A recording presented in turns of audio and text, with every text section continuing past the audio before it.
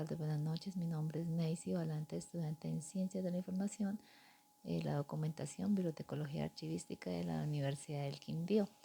Para esta ocasión voy a realizar esta presentación para el curso Legislación Documental, en donde se desarrollarán 7 preguntas que tienen relación con la temática de esta primera unidad, que trata del pensamiento crítico sobre la legislación documental como consecuencia histórica en la estructura del Estado colombiano.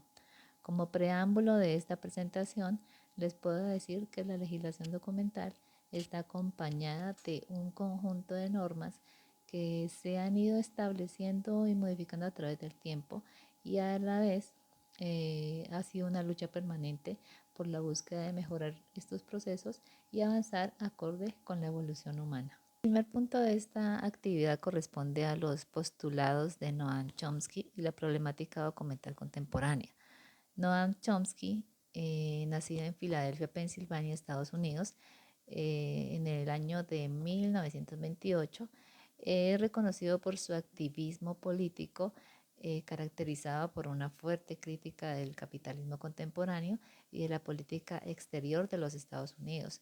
Se le considera como un pensador socialista, y por el New York Times ha sido señalado como el más importante de los intelectuales contemporáneos.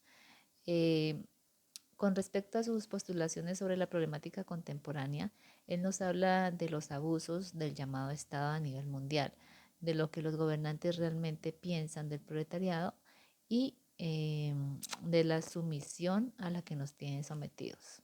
Como comenté al inicio de esta presentación, Chomsky es considerado como un pensador socialista y argumenta que los estados, incluyendo a los que se consideran como los más libres, se dedican al control del pensamiento a través del adoctrinamiento para mantener a la población en un estado de sumisión y evitar que interfieran en los asuntos públicos.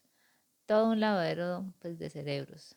A lo largo de la historia, intelectuales políticos han justificado eh, estas posturas, argumentando que el pueblo es ignorante e incapaz de gobernarse a sí mismo.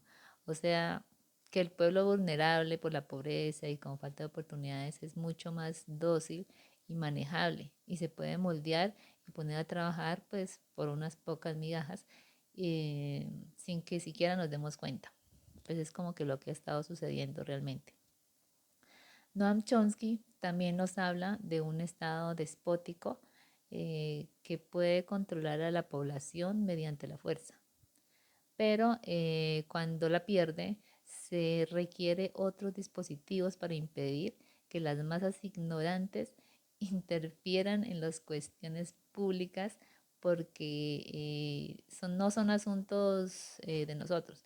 Eh, yo creo que en Colombia vimos algo, pues, que se destacó en ese sentido, que tiene que ver con las protestas del 2019, en donde la fuerza pública realmente se fue del pueblo.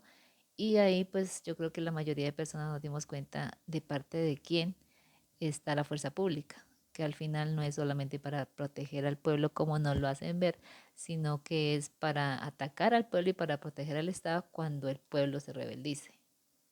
Estas ideas siguen gozando de amplia aceptación hasta el día de hoy, pues, por las grandes élites.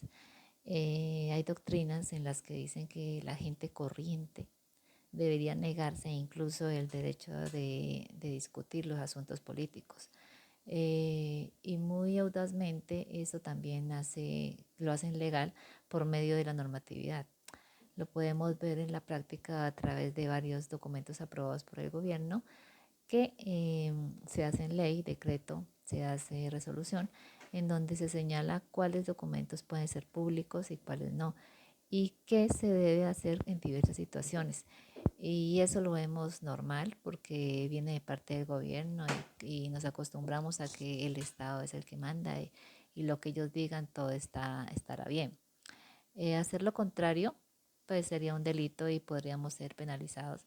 Estos medios son usados para la protección de las operaciones del Estado, del ojo analítico del público, Catalogar como secreto de Estado ciertos documentos bajo pretexto de seguridad nacional, operaciones clandestinas, etcétera. Son los medios que usan para esconder lo que no les conviene que el público, que la gente sepamos. Ahora pasando al segundo punto, hablaremos sobre la línea de tiempo de los hitos más importantes en la legislación documental a través del tiempo. Para este punto tomé sucesos que a mi parecer considero fueron importantes en su momento y abrió la puerta a la legislación a nivel mundial. Estas reuniones internacionales dieron el paso para lo que ahora conocemos como la normatividad en cada país y le dio la importancia que ahora tiene la conservación y la buena gestión de los documentos. A continuación les voy a presentar unas imágenes para ilustrar este punto.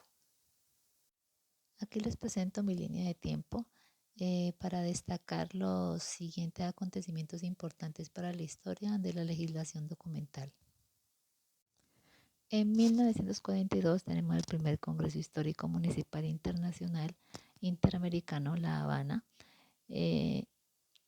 Recomienda a los estados y municipios a utilizar a todos los archivos, museos, bibliotecas e instituciones. Tenemos para el año de 1942 la reunión de consulta de la Comisión de Historia del Instituto Panamericano de Geografía e Historia en México. Contiene la resolución número 36 que crea el Comité de Archivos. Tenemos para el año 1950 el Comité de Archivos del IPGH realizado en La Habana. Acordó en la resolución número 11 que cada director de archivo envíe al comité la legislación de cada país y también que sea publicada. Para el año de 1961 tenemos la reunión interamericana que se desarrolló en Washington. Aprobó la resolución número 14 donde dio pautas para coordinar el concepto de fondos documentales que deben ser conservados. Para la década de los 70, el CIA, en apoyo con la UNESCO, puso interés en la promoción de los archivos de los países de América Latina, África y Asia para organizar las eficientes estructuras archivísticas en todo el mundo. El CIA señaló el problema de adecuar las normas legales a las nuevas realidades archivísticas con énfasis en las funciones que desarrollan los archivos. Ya para 1972, la segunda concentración también fue en Washington. Los participantes de la reunión elaboraron la Carta de los Archivos Americanos en la misma. Se recomienda dar importancia a la legislación y se trate la eficacia y conservación del patrimonio documental público y privado y lo referente al proceso documental desde su producción hasta su diseño final. Ya para 1972 también, el seminario internacional que tuvo lugar en Washington se sugiere a los gobiernos que estudien la legislación sobre archivos, bibliotecas y centros de documentación con el fin de proporcionar un marco jurídico actualizado al desarrollo de los nuevos servicios de información. Ya en 1976, la reunión regional de expertos para el desarrollo de archivos nacionales en América Latina se realizó en Bogotá, donde se prestó mucha atención a la legislación y la reglamentación de archivo y el amparo legal de la profesión archivística con sus funciones. Continuando con la temática, avanzamos a la pregunta número 3, que se trata del significado del Estado, sus elementos, características, fines, niveles y su estructura. El Estado es un concepto político referido a una forma de organización social que cuenta con instituciones soberanas que regulan la vida de una cierta comunidad de individuos en el marco del territorio nacional. Elementos de Estado son 4, población, territorio, gobierno y soberanía. De la población podemos decir que ningún Estado existe sin un grupo de personas que lo integren. Es importante que esos habitantes o pobladores estén de acuerdo en regirse por las mismas instituciones. Igualmente, del territorio podemos decir que todos poseemos territorio y unas fronteras que delimitan nuestra área de soberanía y ejercicio de ley. El gobierno son las instituciones firmes y duraderas para gestionar la vida en sociedad. Este ejercerá la política, la administración del Estado, pero por un tiempo.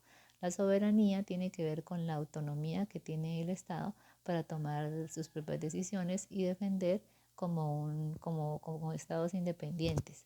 Las características del Estado son 6 y se van a mencionar brevemente.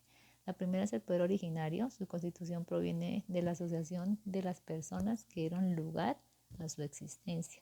La autonomía crea sus propias leyes y no obedece a mandatos externos. El poder de coacción puede ejercer legítimamente la fuerza para obligar el cumplimiento de la ley.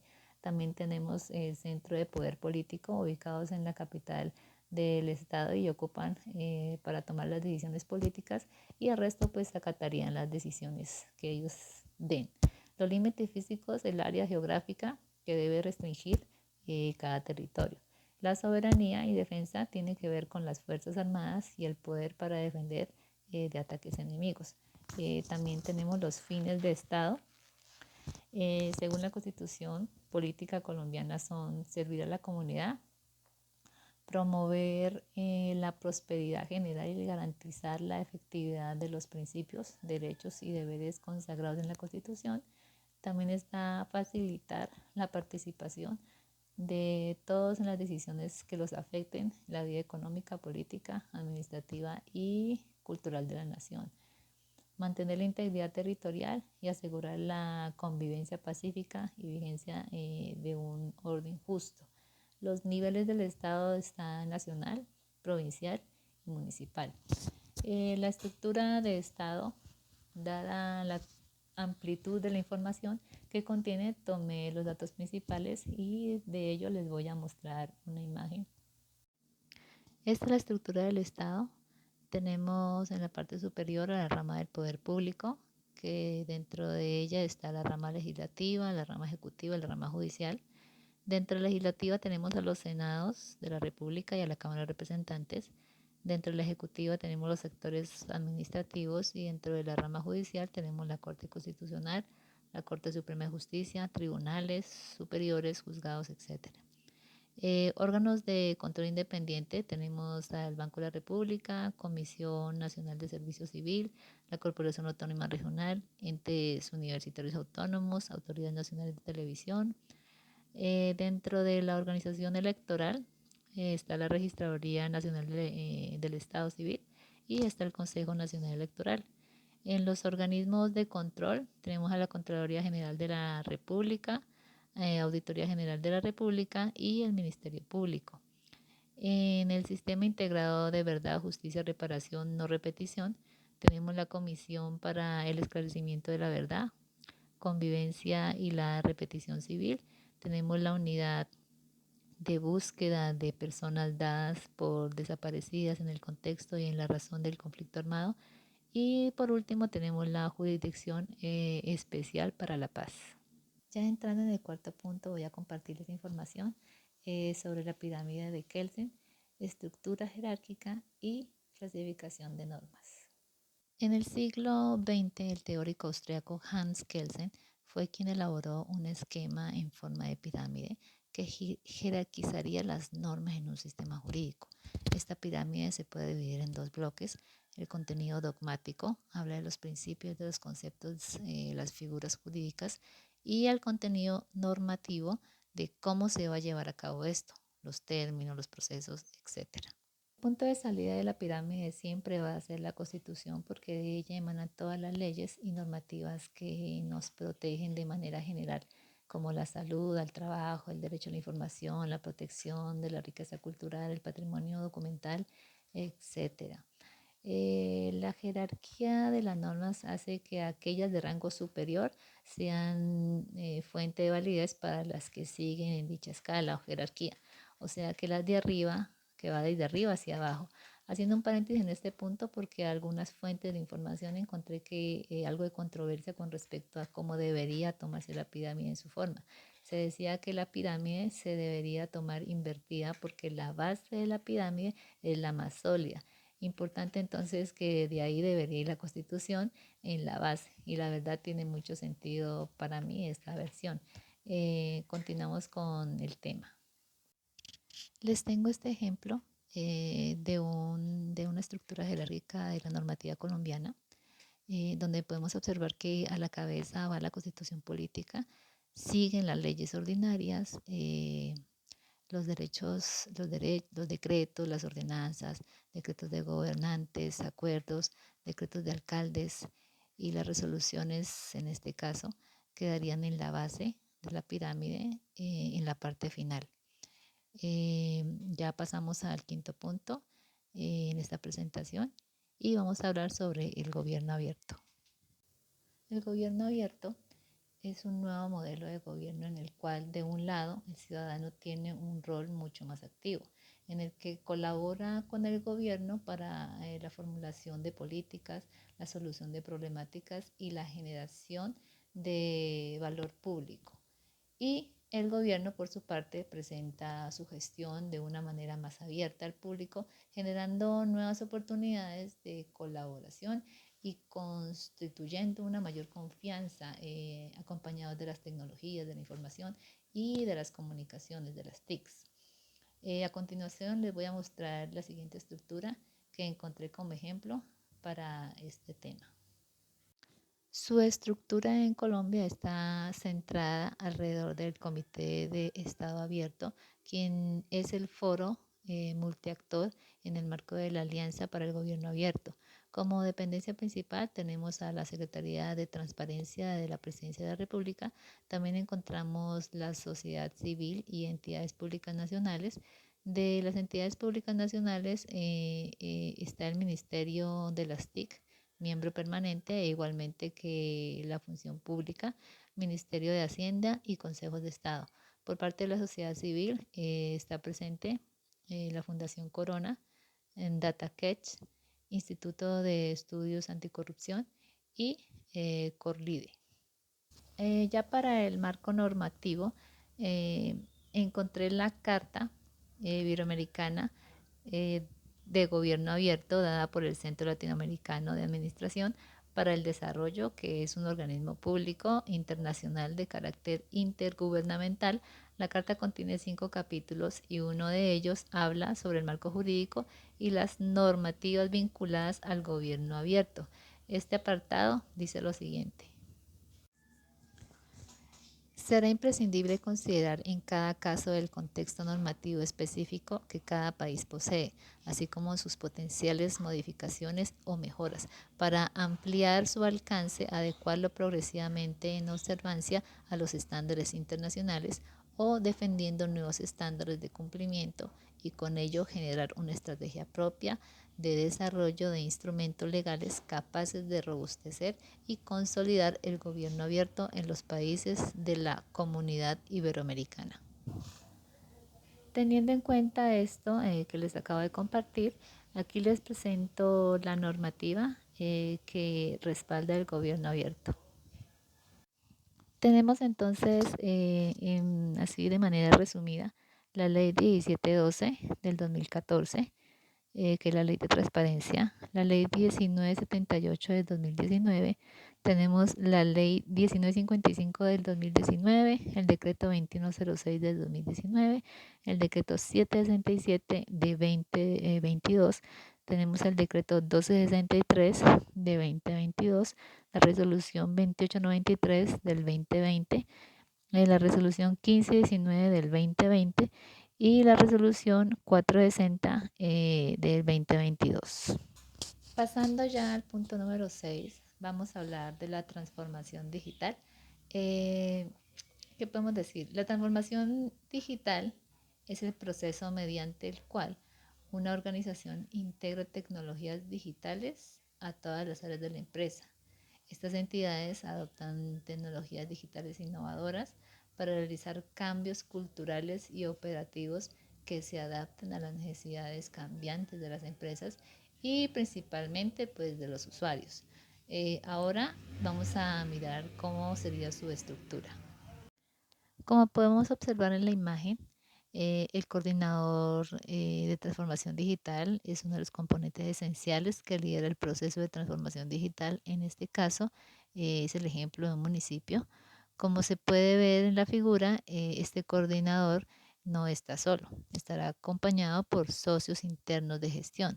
Los que llamamos socios internos de gestión, serán direcciones o departamentos con capacidades necesarias que funcionarán como brazos armados para apoyar la gestión del coordinador de transformación digital.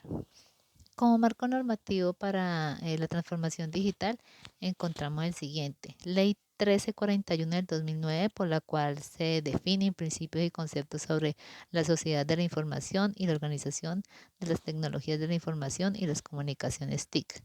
La Ley 1712 del 2014, por medio del cual se crea la Ley de Transparencia y de Acceso a la Información Pública Nacional y se dictan otras disposiciones. El decreto 1078 de 2015, por medio del cual se expide el decreto único reglamentario del sector tecnologías de la información y comunicaciones. La ley 1955 del 2019, por la cual se expide el Plan Nacional de Desarrollo 2018-2022, Pacto por Colombia, Pacto por la Equidad. La ley 2106 del 2019, por el cual se dictan normas para simplificar, suprimir y reformar trámites, procesos y procedimientos innecesarios existentes en la administración. Tenemos también el decreto 620 de 2020, por el cual se establecen disposiciones transversales a la rama ejecutiva del nivel nacional y territorial, a los particulares que cumplen funciones administrativas en la relación con la racionalización del trámite, y se dictan otras disposiciones. Tenemos el decreto 767 del 2022, política de gobierno digital, y la resolución MINTIC 1951 del 2022, por la cual se establecen los requisitos, las condiciones y el trámite de habilitaciones de los procesos de los prestadores de servicios ciudadanos digitales especiales. Se dan los lineamientos y estándares para la integración de estos servicios y la coordinación de los prestadores con la Agencia Nacional Digital. Tenemos la Ley 2294 del 2023, Plan Nacional 2022-2026, Colombia, potencia mundial de la vida. Tenemos por último la Ley 21180 de 2014 sobre la transformación digital del Estado. El séptimo y último punto nos habla de las políticas públicas relacionadas con la gestión documental. Para entender un poco más este tema, investigué un poco sobre qué significa políticas públicas, porque no tenía mucho conocimiento sobre el tema. Y uno de los significados que me gustó fue el siguiente: son procesos decisionales en contextos complejos y de múltiples actores que definen los fines y las estrategias de intervención estatal. Esto quiere decir, por ejemplo, en el momento en que surgiera un problema público como de salud, de educación, de seguridad ciudadana, o por ejemplo una nueva pandemia, el Estado, por medio de las políticas públicas, busca mitigar los efectos que esto le puedan ocasionar a los pobladores con decisión y con mucha gestión. Entonces, en la política pública relacionada con la gestión documental han surgido múltiples normativas que intentan solucionar la mala gestión de los documentos dentro de las oficinas. Uno de los problemas más evidentes son que aún en este momento existen fondos acumulados causados, a mi concepto, por el desconocimiento en primer lugar, y en otras ocasiones por falta de recursos para la implementación de los programas de gestión documental y los instrumentos archivísticos. La normatividad colombiana ha demostrado gran interés en buscar las soluciones necesarias para la gestión de documentos y la organización de los archivos por medio de la AGN, quien han impulsado grandes cantidades de leyes, de decretos, de resoluciones, como lo hemos visto en este trabajo, con este fin. En este sentido, les comparto esta normatividad. Les tengo la ley 594 del 2000, que es la Ley General de Archivos, que yo creo que ya todos la conocemos, la cual reconoce que los documentos se institucionalizan las decisiones administrativas y que los archivos constituyen una herramienta indispensable para la gestión administrativa. Tenemos la ley 872 del 2003, es el decreto reglamentario 4110 de 2004, y 4297 de 2007. Obliga a las entidades públicas a implementar sistemas de gestión de calidad e involucran un proceso de gestión documental. Tenemos la ley 1437 de 2014, autoriza la utilización de medios electrónicos en el proceso administrativo, en particular en lo referente al documento público en medios electrónicos. Tenemos el decreto 2482 del 2013, establece los lineamientos generales para la integración de la planeación y la gestión. Tiene como objeto adoptar el modelo integrado de la planeación y gestión como instrumento de articulación y reporte de planeación. Tenemos también el decreto 2609, por el cual se reglamenta el título quinto de la ley 594 de 2000, parcialmente los artículos 58 y 59 de la ley 1437 de 2011 y se dictan otras disposiciones en materia de gestión documental para todas las entidades del Estado. Por último, les comparto el acuerdo 03 de 2015. Expedido por el Consejo Directivo del Archivo General de la Nación, por el cual se establecen lineamientos generales para las entidades del Estado en cuanto a la gestión de documentos electrónicos generados como resultado del uso de medios electrónicos. Para finalizar, como conclusión de la temática vista en esta primera unidad, puedo decir que la historia va dejando las evidencias y rastros de luchas de muchas personas que han dejado plasmado la mayoría de eventos en papel con la finalidad que esos avances no se pierdan y perduren en el tiempo con el fin de mejorar la calidad de vida de todos. Creo que esta es la función de las leyes, de las normas. La diferencia está en que lo que está plasmado ahí realmente se cumple su totalidad. En ese sentido, puedo estar el retraso en el que estamos viviendo. No creo echarle la culpa totalmente del adoctrinamiento, aunque sé que esta idea pues es cierta, pero más bien pienso que la corrupción y la ambición desmedida de unos pocos logran hacer mucho daño a la sociedad entera. No me imagino tampoco una sociedad sin leyes ni normas para la sana convivencia y que esté la autoridad. Le aseguro que esto sería un caos.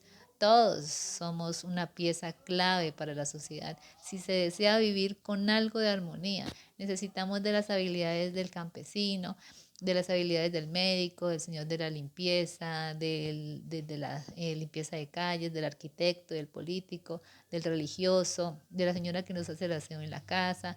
Todos hacemos parte esencial de esta sociedad. Les agradezco la atención prestada. Hasta una próxima ocasión.